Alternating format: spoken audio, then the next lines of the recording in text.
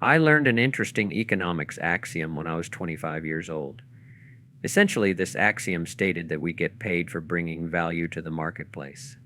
The general idea is that no matter who you are, if you bring value to the marketplace, you will be rewarded. This is how the marketplace works.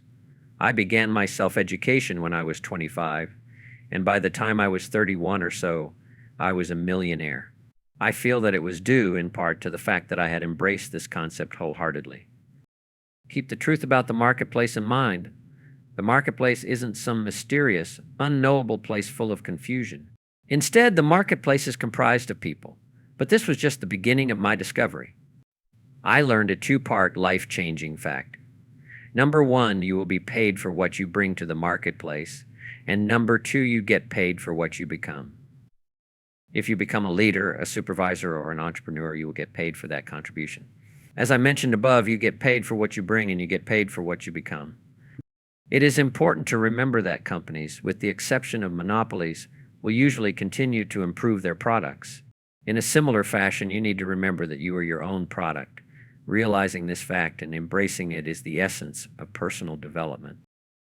Once I understood the possibilities of personal development, I literally found it difficult to sleep. In fact, for the first year, I hardly slept at all. For at that point, I understood a powerful fact. Formal education gets you a job, but self-education is what makes you rich. The importance of self-education and investing in your own personal development is something that you won't learn about in high school or even college. However, I can't stress enough that this is a critical aspect of success. Let me give you a bit more background about my personal story. I quit school when I was 19, believing that I was smart enough to land a job.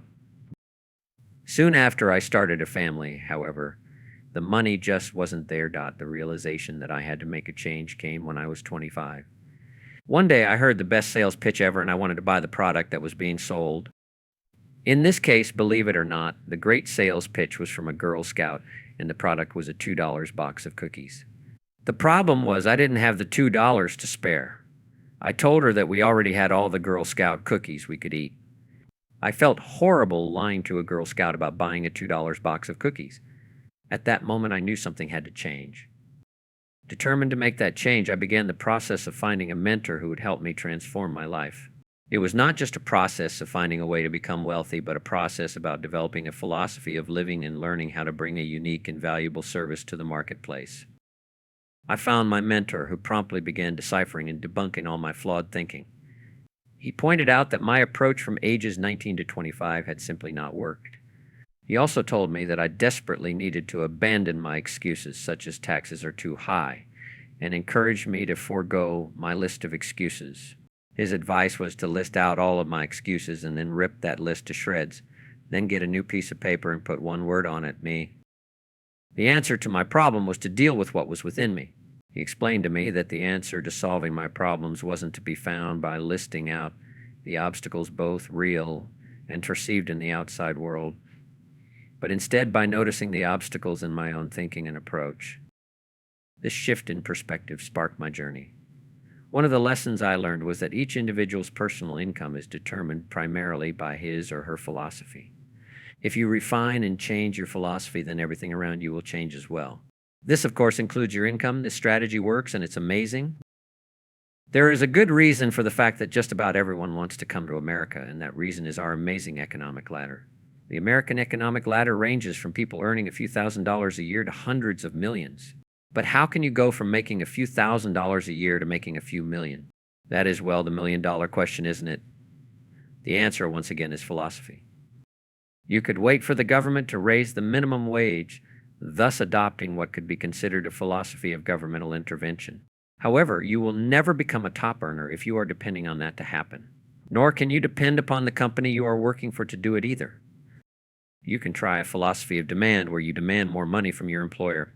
This might increase your earnings, but will you really become a millionaire in the process? No. Even if you band together with other workers and go on strike, you will never become a top earner using the philosophy of collective confrontation either. None of these philosophies or approaches will help you achieve your end goal. They just don't work. It is quite possible in America to become wealthy, but only if you have the correct philosophy. What does work then? What works is the fourth philosophy, which I like to call the philosophy of performance and productivity. With this philosophy, you do what is necessary to improve yourself and your capabilities. You learn to do more and be more. If you use the philosophy of performance and productivity, the whole economic scale belongs to you as you have opened up new possibilities for yourself. If you are working for a company, you will be more valuable and you will earn more, move up the ladder, have more money, and that, in turn, will open up additional opportunities for you. This is potentially a never-ending cycle of benefit. You can go as far as you want to go because the possibilities are endless, especially in America. If you think doing this is hard in America, think again. The average worker in Bangladesh earns about $200 per year. If you are walking around with the distorted idea that succeeding in America is too hard, then you have the wrong philosophy. That means you need to undergo a process of self-education. Another misconception is that you can't dramatically increase what you are earning. This also is just wrong. In America, there are people earning $5 per hour. However, you don't have to look very hard to find people earning $50 per hour. Keep looking, and you will soon find those earning $500 per hour, such as a high-powered attorney. You see, it is all about bringing the right goods to the marketplace, and this prosperity ladder doesn't end there, but in fact just keeps going up. Part of your self-education is to realize that there are possibilities and that they are all around you. So remember, your income is determined by your ability to wish, envision, and reimagine yourself and your possibilities. The economic ladder of America doesn't restrict anyone. In America, you can own as much real estate as you want, as many cars as you want, and as many boats as you want. Here is the core of the philosophy. It all boils down to this: if you work hard on your job, you make a living. If you work hard on yourself, you can make a fortune. What is the reason for this truth? Success is not something you pursue. Success is something that you attract by becoming an attractive person. The way that you become rich is not by wishing your life were easier, but instead by focusing on making yourself better.